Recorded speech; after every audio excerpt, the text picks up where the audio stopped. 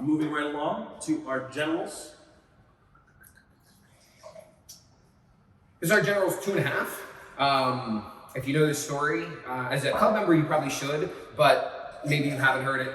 When I came here, the general's was a non-vintage blend, and it still is. We still don't put a vintage on the bottle, but I did start adding Roman numerals so you can kind of tell how old it was. When you go down in your cellar, you don't know if it's 5 years or 10 years. Now you know because the Roman numeral will reflect kind of where it came in our program. Unfortunately, there was a mistake for this vintage, and this is the second printing of the General's 2. So that's why we lovingly refer to it as the General's 2.5. That should say Roman numeral 3 on the back. And then we went to a 4, so we actually don't have a 3. So if you have a 2 with a black wax on the top, that is the 2.5. If you have a number 2 with a red wax on the top, that's going to be the original 2. So just that's how we've dealt with telling these two bottles apart from the outside. The labels and the colors on the actual etching is going to be the same. I know originally we had color variations between year to year to year. That is no longer the case. It's just the Roman numerals on the back. So we found as staff changed at LaGrange, so did the assuredness that we remember what order those colors came in. So that's why the Roman numeral works a whole lot better. But this is made from Virginia Fruit 2018. It is a blend of Chambourcin, Cab Sauv, and a little bit of Merlot.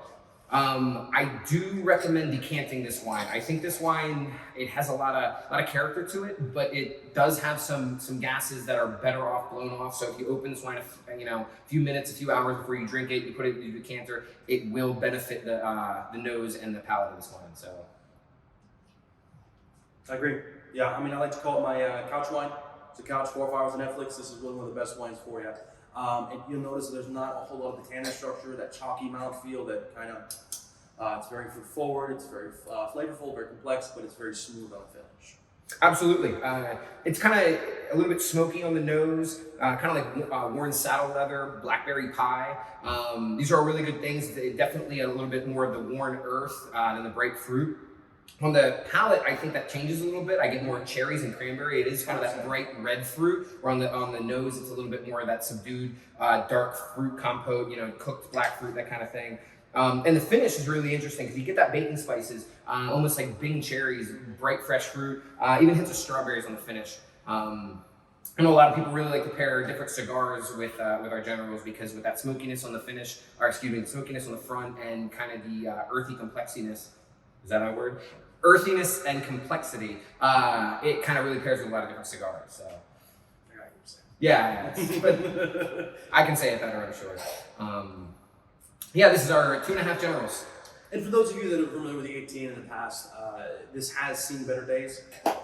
This being one of them. I think at the point of 18 being as wet as it was, this is doing much better than we expected it to, by far. I can drink it.